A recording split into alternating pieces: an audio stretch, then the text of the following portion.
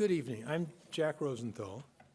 I'm the interim director of Roosevelt House Public Policy Institute. We gather in the homes of Franklin and Eleanor Roosevelt and Franklin's mother, Sarah. Many of us who watched Ken Burns' monumental series on the Roosevelts last week would probably agree that FDR would be fascinated by both sides of tonight's conversation. Our interviewer is Sam Tannenhouse, a writer-at-large from the New York Times, whose political insight I've admired ever since our paths first crossed when he worked as an editor at the New York Times op-ed page, and later as an editor, remarkably, of both the Times Book Review and the Sunday Week in Review. As you probably know, he established himself as a gifted student of modern politics with his biography of Whittaker Chambers, and then his book on the death of conservatism. We look forward to what he says he is doing, inching along in his biography of William F. Buckley. Our spotlight tonight focuses on Jonathan Darman, a former political correspondent for Newsweek, where he covered national politics, including John Kerry's presidential campaign and in 2004, and the Hillary Clinton campaign in 2008. There's hardly a modern political figure he hasn't profiled. Bill and Hillary, Mitt Romney, Rudy Giuliani, Eliot Spitzer, and others. He covered the Democrats for Newsweek's 2004 special election project that won the National Magazine Award. He went to Harvard, where he studied American history and literature.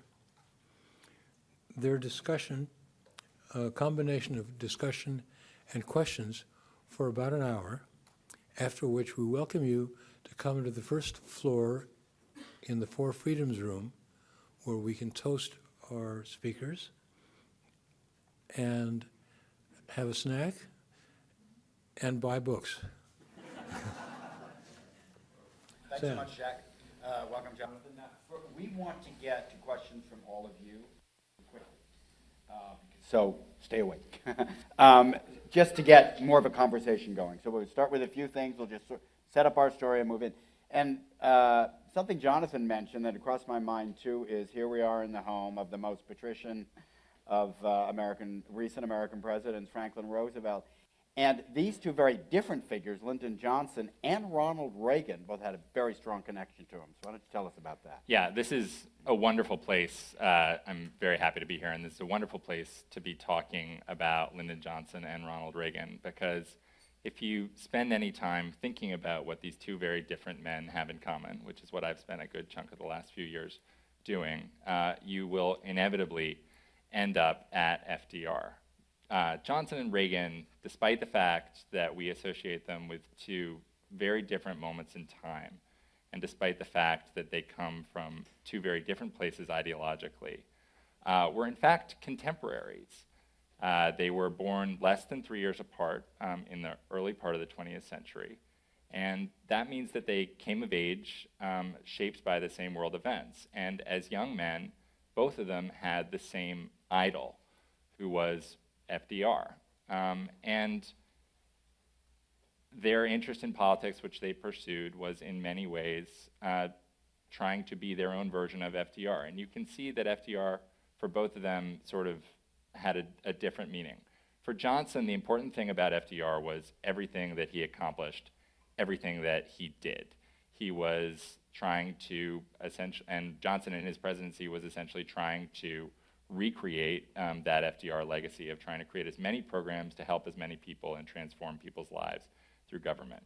For Reagan, the important thing about FDR is the connection that he was able to form with millions of people that he didn't know and couldn't see, but understood all the same. And that's what Reagan really tried to bring to his political career as well. So when we think about these two men who are so different and their presidencies, which were in many ways quite different, Really the common thread is FDR. So this is a great place to be talking about the two of them. Jonathan, didn't Reagan at one point, maybe in his diary, say, the press doesn't understand me, I don't want to roll back the New Deal, I revere the New Deal, I want to roll back the Great Society, which is what was Johnson's version of the New Deal. One of the interesting things in your book is, here we have two figures a lot of people are interested in at the moment. If anyone saw the very interesting play on Broadway, All the Way, which looks at Johnson's, really his first year in office, passage of the Civil Rights Bill. Reagan, we hear, invoked constantly by Republicans and conservatives. Why put these two guys together? What's the dynamic of the relationship? It's not as if they were great friends or political allies, so what's the common thread, aside from admiring Franklin Roosevelt? So the story that I tell is about particularly the first 1,000 days of Johnson's presidency, which were, of course, also the 1,000 days that followed the Kennedy assassination. And that, to me, is an incredibly important moment in American history because it's a moment where the country's politics began to change. And by looking at the overlapping stories of Reagan and Johnson in that period, I think you can really see that change illustrated in a particularly vivid manner. What Johnson is trying to do, again, in the model of FDR during that time, of trying to essentially fulfill the FDR legacy and create government programs that will solve the great problems that the country faces, and talking about government as this force of salvation, is in the end what really creates the opportunity for Reagan to step forward and make a credible case that government isn't the solution to our problems, government is the problem. And if you look at Reagan, watching politics in this period, he is, as you say, sort of single-mindedly focused on the Great Society. A famous moment in Reagan's life comes in October of 1964, where he gives a televised speech, which we now call A Time for Choosing. And it's a speech on behalf of Barry Goldwater, but it's really a speech attacking Lyndon Johnson and saying that this Kennedy-Johnson vision of a government-led utopia is a path to ruin for this country, and the country needs to choose another path. We don't really think about that, but that's who Reagan was speaking about there. And then when Reagan, in the coming years, begins his political career in California, he is someone who is much more interested in national and global issues than he is in local politics. So he finds a way to connect with people by nationalizing the race. And what that means is starting in his first political campaign to run against the Great Society. And what he finds is that does connect. And that's Governor Pat Brown. That's government. Who was essentially the LBJ of California. Right. And Reagan really uses him as a stand-in for LBJ. And so the book tells the story of two landslides. LBJ's famous landslide in 1964, which is the largest popular vote margin in American history, and Reagan's landslide in his first political race as governor in 1966, in which he won California by 1 million votes. That's just 2 years after Johnson, the iconic liberal president, had won the state by over 1 million votes himself. William Buckley told me once that when Reagan was first emerging and Nixon was looking at his run in 1968, Nixon said to him, because he liked Reagan. Reagan was an early reader of National Review, as Barry Goldwater had been. And people thought of Reagan at that point as a kind of, believe it or not, sort of a second-string Barry Goldwater, right, or a more polished Barry Goldwater. And Buckley said to Nixon, can this actor possibly win? And Nixon said, anyone who wins the governorship of California by 1 million votes is a national political figure. And that's it. That answers the question. So huge win. But there are a couple of other things I want to get at, which is something you'll all enjoy in the book or be pulled into is a very difficult thing, I can tell you, with someone who writes them himself, to tell two different stories, quite different stories, and weave them together.